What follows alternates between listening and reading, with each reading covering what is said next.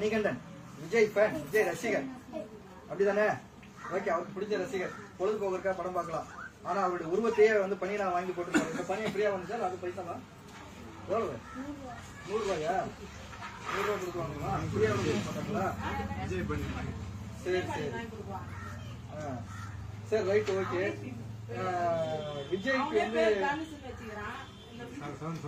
விஜய்க்கு வந்து இப்போ ஒரு படம் எடுத்தாங்கல்ல, அந்த படம் பேரு மாஸ்டர். அவருக்கு எவ்வளவு சம்பளம் தெரியல. அவங்க பையன் எங்க படிக்கிறாரு? கனடாவில் படிக்கிறாரு. அவங்க பையன் கனடாவில். நம்ம எங்க படிக்கிறோம்? கூடாஞ்சேரியில படிக்கிறோம். அவங்க பையன் ஏன் உன்னையும் போய் கனடாவில் சேர்த்து படிக்க கிடையாது? விஜய் ரசிகரா இருக்கிற உன்னையும் பாத்த கொண்டு போய் படிக்க வச்சிருவாரா? அவங்க நிறைய பேர் பாக்குறாங்கல்ல, பாலுக்கு கட் அவுட் எல்லாம் பாலாபிஷேகம் ஊத்திட்டு இருக்காங்க. கட் அவுட் வச்சிருக்காங்க பாத்தீங்களா? பால் யாருக்கு கொடுப்பாங்க? சாமிக்கு. வேற யாருக்கு கொடுப்பாங்க? குழந்தைக்கு பால் கொடுப்பாங்க மெயினா. தேவி அப்படி எடுத்துப்பா தேவி. இது பண்ணிக்கிறேன் வீடு ஏன் இது மாதிரி மதிக்க மாட்டேற?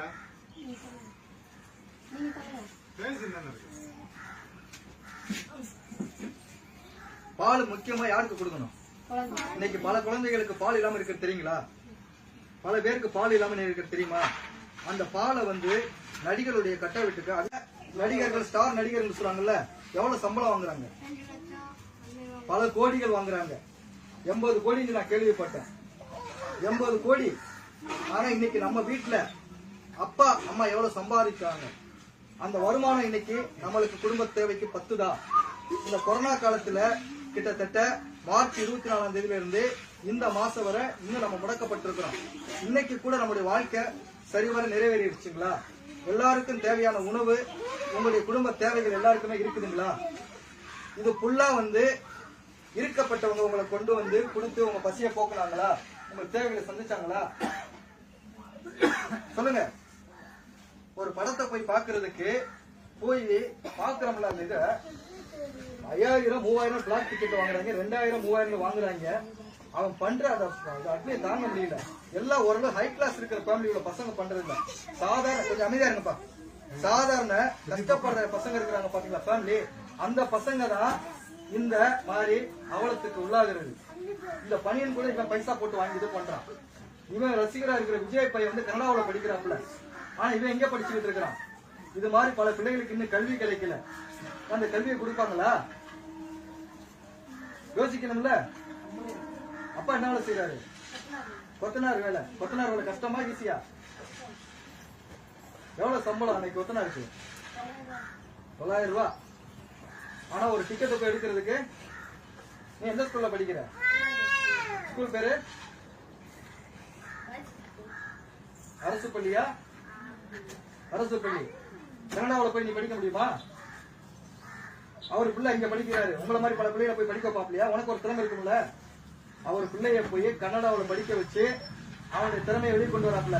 அது போல என்னுடைய ரசிகரா இருக்கிறவங்களுக்கு, திறமை உள்ளவங்களை நான் போய் அங்க படிக்க வைக்கிறேன். அவனுக்கு வந்து நான் சினிமா வாய்ப்பு கொடுக்குறேன், சினிமாவில் நடிக்க வைக்கிறேன், சினிமா டைரக்டருக்கு ஆக்குறேன் அப்படின்னு அவங்க செய்வாங்களா? இந்த இவருக்கு வந்து சினிமாவில் வந்து நல்ல திறமை உள்ளவர் தான். இவர் திறமைக்கு வந்து ஏன் அவங்க வாய்ப்பு கொடுப்பாங்களா? இது மாதிரி நிறைய பேர் இருக்கிறாங்களா இல்லைங்களா? யோசிக்கணும். உண்மையான ஹீரோ யார் தெரியுமா?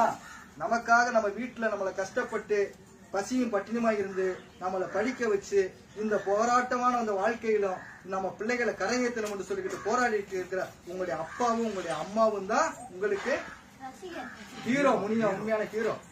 புரிஞ்சுதா? நீ படம் பார்க்கணும்னு சொன்னா போய் பாரு, ரசி. ஆனா அவனுக்கு அடிமையா வந்து அவன் வாழ்கன்னு சொல்லிக்கிட்டு நீ போய் காலில் கிடக்காதீங்க. சரிதானா? எந்த ரசிகரா இருக்கட்டும், அவங்க வாங்குற சம்பளத்துக்கு கூட ஒழுங்கா வருமான வரி கட்டுறது கிடையாதுங்க. சின்ன பசங்க தெரியறது இல்ல, ஆனா தெரிஞ்சுக்கிறேன். நான் சொன்னதுல உனக்கு கோவம் வருதா? சரி, நீ நாளைக்கு போய் கனடாவில் நீ போய் படிக்கணும். படிப்பியா? விஜய்கிட்ட லெட்டர் எழுதி போடு, உங்க பையனை படிக்க வச்சீங்கல்ல, உன்னை படிக்க வைங்க அப்படின்னு சொல்லணும். இல்ல எங்க ஊர்ல விஜய் ரசிகர் எத்தனை பேர் இருக்கீங்க?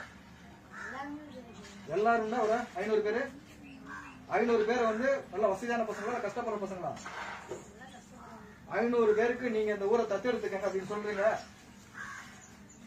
ரசிகர் மன்றம் சார், இதுக்கு முன்னாடி விஜய் இந்த மாதிரி ஏதாவது பண்ணிருக்காங்களா சார்? நீங்க வந்து இந்த ஊர்ல ரசிகர் மன்றத்துக்கு பண்ணிருக்காங்களா? எப்ப ஏதாவது பண்ணிருக்காங்களா? ஃப்ரீயா டிக்கெட்டாவது கொடுத்துருக்காங்களா? பசங்களா பண்ணுவாங்க, வீடு வீடா போய் உங்க பைசா கொடுத்து பண்ணுவாங்க. அவரு பண்ண நாளைக்கு இவங்க காசு கொடுத்து ஷேர் பண்ணி பண்ணுவாங்க. உங்களை வந்து அவங்க ஏமாத்தி அவங்க வாழ்க்கை நல்லா இருக்குது, புரியுதுங்களா? அவன் சாப்பிடுற சாப்பாட்டு ஒரு நாளைக்கு எவ்வளவு ஸ்லோன்னு தெரியுங்களா? அவங்க பண்றத ட்ரீட் இருக்கு ஒரு ஃபங்க்ஷனுக்கு, அதெல்லாம் வந்து ஒரு கிராமத்துக்கே சோறு போட வைக்கிறாங்க. அவன் சாப்பிடுற சாப்பாடு, ஒரு டீயுடைய செலவு இருக்கு பாத்தீங்களா? ஒரு டீயுடைய செலவு, ஒரு ஸ்நாக்ஸ் உடைய செலவு இங்க உள்ளவங்க எல்லாருமே நம்ம சாப்பிடலாம். அவன் போற காருடைய ரேட் எவ்வளவு தெரியுங்களா? இன்னைக்கு நம்ம நாட்டுல எவ்வளவு பேருக்கு சோறு இல்லாம இருக்குது. ஆனா 100 பேருடைய சாப்பாடை ஒருத்தன் வச்சுக்கிட்டு பஞ்சம் பண்ணிட்டு இருந்தா அது சரியா தவறா? இப்ப என்கிட்ட 10 பேருக்குள்ள சாப்பாடு இருக்குன்னு சொன்னா அதை நான் என்ன பண்ணணும்? இப்ப என் கையில ஒரு 20 இட்லி இருக்குது. அவரு டைலாக்கே ஒரு படத்துல சொன்னார் நினைக்கிறேன். 20 இட்லி இருக்குது. 20 இட்லி நான் எத்தனை இட்லி சாப்பிட முடியும்? ஒரு 4 இட்லி 5 இட்லி சாப்பிட முடியுமா? மீதி 15 இட்லி நான் என்ன பண்ணணும்? இல்லைன்னா அந்த இட்லி என்ன ஆகும்? அப்ப அதே மாதிரி தன்னுடைய தேவைக்கு அதிகமா வரும்போது நம்ம என்ன பண்ணணும்? தேவைக்கு அதிகமா வரும்போது மற்றவங்க இல்லாதவங்களுக்கு, அதுதான் உண்மையான இது. உனக்கு வந்து நீ நிறைய சம்பாதிக்கிறது உனக்கு ஆளுங்க சரி, ஒரு தலைமுறைக்கு கிடையாது. இப்ப உங்களுக்கு கொண்டு வந்திருக்க பாத்தீங்களா? இது ஃபுல்லா என் போன்ற நண்பர்கள் இருக்கிறாங்க பாத்தீங்களா? ஒவ்வொருத்தருடைய கஷ்டப்படுற ஒவ்வொருத்தரும் என்னால முடிஞ்சத இந்தா நான் 100 ரூபா தரேன், நான் 50 ரூபா தரேன், நான் 500 ரூபா தரேன் அப்படின்னு சொல்லி சேர்த்து இந்த மாதிரி ஒரு கிராமப்புறத்துல ஒரு நிலையில இருக்கிற பசங்களுக்கு போய் கொடுக்கும், அவங்களுக்கு வந்து ஒரு கல்வி அறிவு வரட்டும் அப்படிங்கிறதுக்கான ஒரு எண்ணத்துல செஞ்சாங்க. ஆனா இவங்க நினைச்சா எவ்வளவோ செய்யலாம், அப்படி பண்ணுவாங்களா? புரியுதா இல்லையா? அதனால உங்களுடைய பொழுதுபோக்குறதுக்காக மட்டும்தான் சினிமாவை இருக்கணுமே தவிர அவன் பின்னாடி போய் உங்களை அழிச்சுக்கிற கூடியதா இருக்கக்கூடாது. உங்க அம்மா பேரை போடு, அப்துல் கலாம் பேரை போடு, அவர் வந்து பார்த்தா கூட 4 பேருக்கு ஒரு பாசிட்டிவ் இருக்கும்.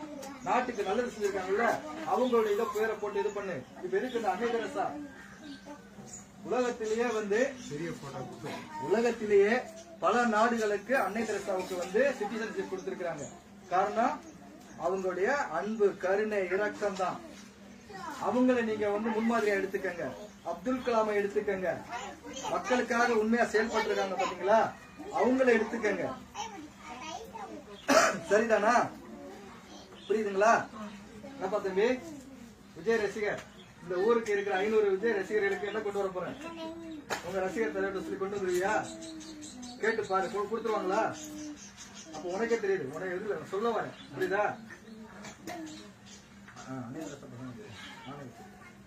இவங்களை பாருங்க, இந்த முகத்தை பார்த்தா நமக்கு என்ன தோணுது? நல்லவங்க மாதிரி உனக்கே தெரியுது. இப்ப இந்த 2 முகத்துல எந்த முகத்துக்கு நீங்களே இது பண்ணுங்க.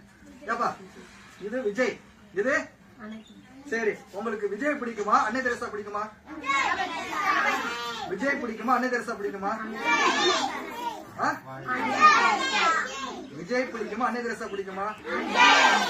விஜய் பிடிக்குமா, அன்னை தெரசா? அன்னை தெரசா சரி. நம்ம ட்ரஸ்டுடைய பேர் என்ன? அன்னை தெரசா இங்க உங்களுக்கு படிக்க கொடுக்குதா, விஜய் படிக்க கொடுக்குதா? இப்ப சொல்லுங்க, படிப்பு கொடுக்கறது விஜயா, அன்னை தெரசாவா? அப்ப யாரு உங்களுக்கு வேணும்?